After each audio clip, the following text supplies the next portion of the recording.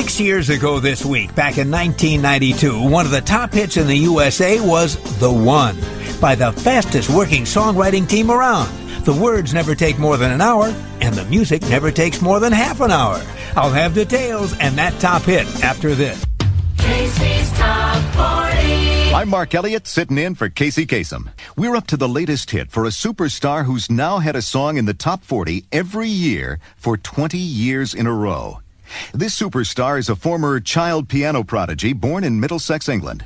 He began his remarkable streak in late 1970 with a song called Your Song. And every year since then, he's managed to make at least one top 40 appearance. It's a streak that spans 5 presidents, 4 Rocky films, 2 energy crises, and countless swings in musical taste, from disco to techno, from acid rock to heavy metal rock. The streak includes modern-day classics Goodbye Yellow Brick Road, Benny and the Jets, Philadelphia Freedom, and Candle in the Wind. High points in 20 straight years of top 40 appearances.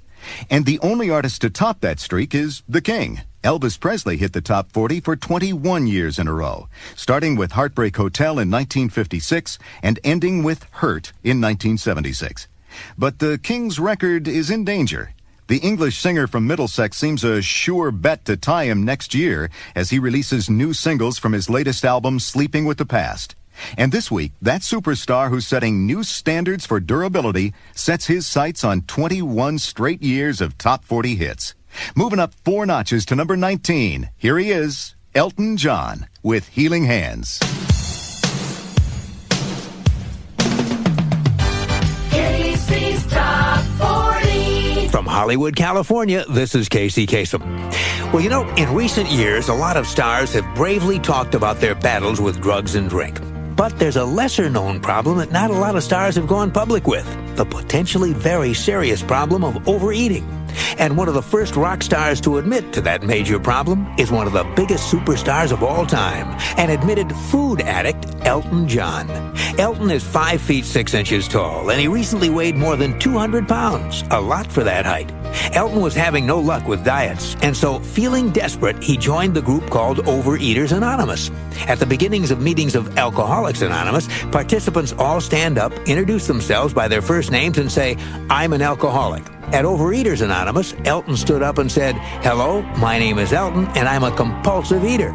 In the group session that followed, he talked about growing up as a shy child and how, to fight off loneliness, he turned to food for comfort. Elton admitted that he suffers from the eating disorder known as bulimia, the so-called binge and purge syndrome. And then he sat in a circle with the other overeaters and shared their problems. At the end of the meeting, he said, quote, "I'm feeling as good now as I've ever felt in my life. I'm happy to be here among you friends." In the short time that Elton has been going to Overeaters Anonymous and talking publicly about his problem, he's managed to lose 28 pounds. And the other people in his group say he's one of the most positive people there. A superstar who's helping himself and helping others to overcome their addiction to food. And that's our report on Elton John's ongoing battle against overeating. Now, on with the countdown. Number 22. Slipping 11 notches is Elton John, the superstar who recently launched the Elton John AIDS Foundation in Atlanta. Its mission is AIDS education, patient care, and research. And Elton himself is so committed to its success, he's purchased a home in Atlanta so he could be close to where the action is. Now, here's Elton's current hit, Simple Life.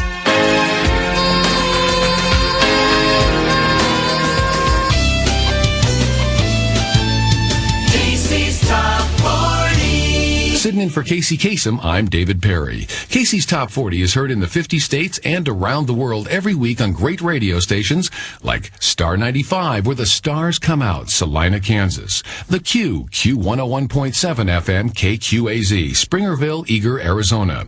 And K100, Hit Music Radio, Macomb, Illinois. Now we're up to a man whose high school music teacher told him he was wasting his talents, and whose guidance counselor suggested a career in banking or insurance. He ignored them both and became one of the biggest superstars of the rock era. The year was 1964, and Reginald Dwight was getting ready to leave school and head out into the world. One of his teachers at school was named Mr. Stoop, his music instructor. Mr. Stoop had been pleased when Reginald had seemed headed toward a career in the classics, but when he gave up classical music for pop, Mr. Stoop told him in no uncertain terms that he was wasting his time and wasting his talent.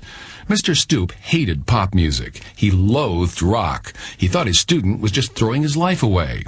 Reginald's guidance counselor, in England called a careers advisory officer, wasn't any more encouraging. After interviewing this piano player, he suggested an entry-level position in banking or insurance, the sort of good, solid career that would buy him a home in the suburbs and guarantee him a quiet, stable existence. But that wasn't in the cards for young Reginald Dwight. He applied for a job as an office boy with a London music publisher named Mills Music. And that office boy has gone on to become the most successful foreign solo act in the history of the American charts. This week, his current hit is at number 32 on Casey's Top 40. Here's Something About the Way You Look Tonight by Reginald Dwight, better known as Elton John. America's Top Hits.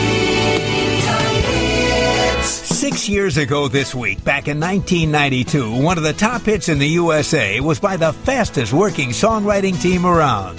The words never take more than an hour, and the music never takes more than half an hour.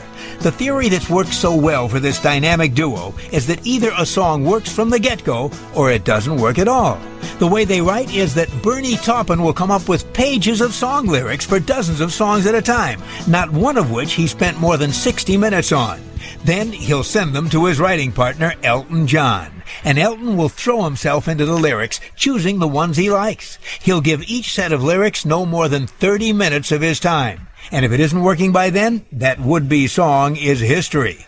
6 years ago this week, one of the many, many hits by this team of songwriting speedsters was one of the top hits in the USA. Here's Elton John with The One. The hits from coast to coast. We're counting down to the number one song of the decade. Ranked at number 18 on our survey is the British superstar-born Reginald Dwight. He scored 37 AC hits, more than any other artist in chart history. He first hit all the way back in 1970, and he's continued his winning ways ever since. Here's the first of his 2 hits on our end of the decade survey, a song that topped the AC chart for 8 big weeks back in 1995. Believe by Sir Elton John. Landing at number 18, that's Sir Elton John with his number 1 smash, Believe. I'm Casey Kasem on a special edition of American Top 20, our countdown of the biggest AC hits of the 90s. American Top 20.